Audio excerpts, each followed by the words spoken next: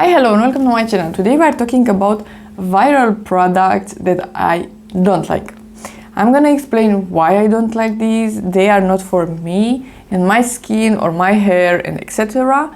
But yeah, these got a lot of hype and maybe for a good reason, but not for me. So it is what it is.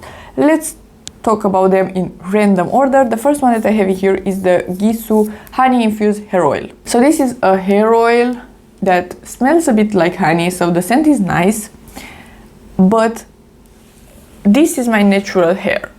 You can clearly see that it is thin and it is straight, and because of that, these type of products are just way too heavy for my hair.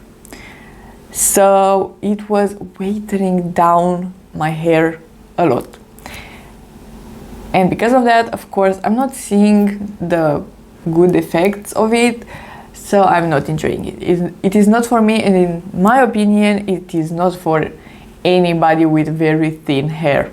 It is what it is. I heard other people saying the same thing. It's a nice product if you have thick hair, if you have a lot of hair, if you have curly hair. I could only assume that it works. For me, it was not it. Next, I want to mention the E.L.F. Glossy Lip Stain. I just think watery stains are not for me. I've got right now the Clarins one, and this is very expensive compared to the E.L.F. one. This is the water lip stain.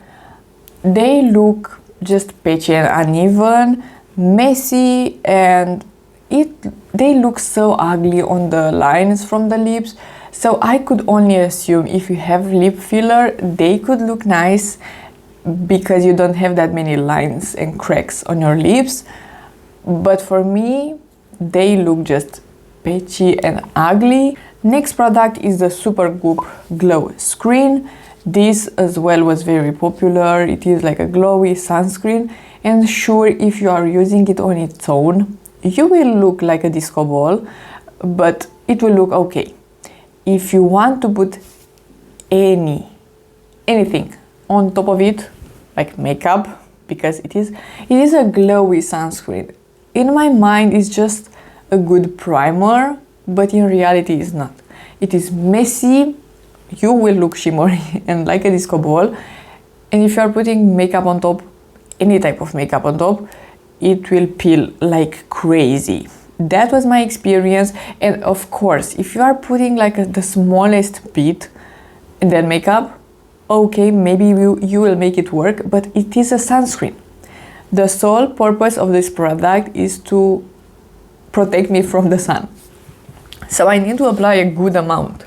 And if I'm applying the correct amount or the good amount of sunscreen, this will peel and look horrible. So that's not for me. I really didn't like it. Another product that got a bit of hype a bit later, I tried it in the beginning of the product existence, and then it got hyped a bit later, and I don't understand why.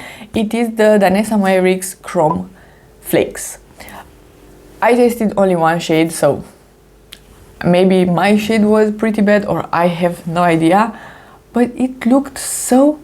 Maybe that was the vision of the product, but it looks so chunky and ugly, and the shade was a bit... The shade that I got in particular as well was a bit like gray toned. It had some cast on the...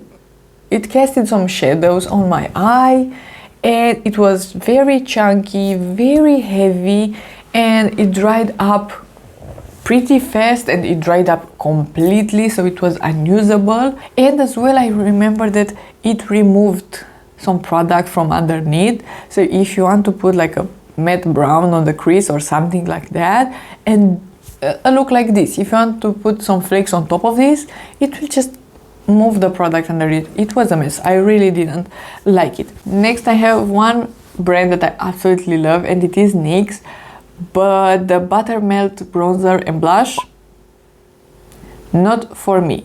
In particular, the bronzer got a lot of hype, but the blush as well. They are both way too pigmented.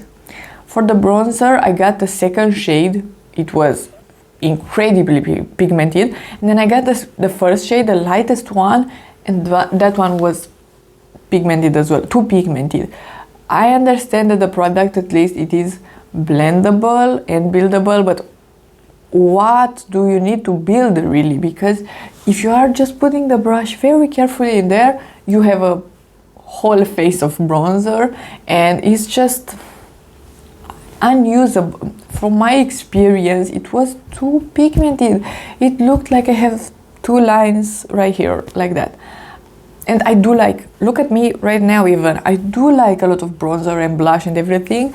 I'm not that type of person that applies just the smallest bit. I don't even understand how many people did like it. For me, it was just way too pigmented. I'm happy if you are loving it. It's nice to buy something and love it. I purchased 3 products, so 2 bronzers and 1 blush. Decluttered all of them because unusable. The blush as well, I got like a pinky shade with some shimmer. The shade was beautiful, but it looked like a bruise on my skin because it was that pigmented. It looked like 2 blobs of blush on my cheeks. I really didn't like it. Next we have the E.L.F gripping primer, and I could put the milk gripping primer as well. Again, that's not a product for me. It was just peeling. Again, very similar to the Supergoop product, but this one was sticky. So because it was sticky, it was just, I don't know, my foundation was sticking into spots, and yeah, it looked horrible. I really don't like gripping primers, they are not for me. And the product that really surprised me, it was the ABH Lip Velvet. I was expecting to like them because Lip Velvet sounds like a comfortable liquid lipstick. It's not it. At least for my experience, right now I do like glosses more. The Lip Velvets for sure 5 years ago, I would have loved them, but now it was so dry. I really didn't like them at this moment. They got a bit of hype, and yeah, I think matte lips are not for me right now. Maybe next year I will love matte lips and that formula would be amazing. But right now it was so dry, it looked cracky on the lips. So these are all the products that I wanted to mention. Of course, I do love other products from this brand, and not everything is made for everybody, so I understand that this is a taste and a preference thing. But yeah, I hope you liked this video, and if you did, please give it a like and subscribe, and I'm gonna see you next time.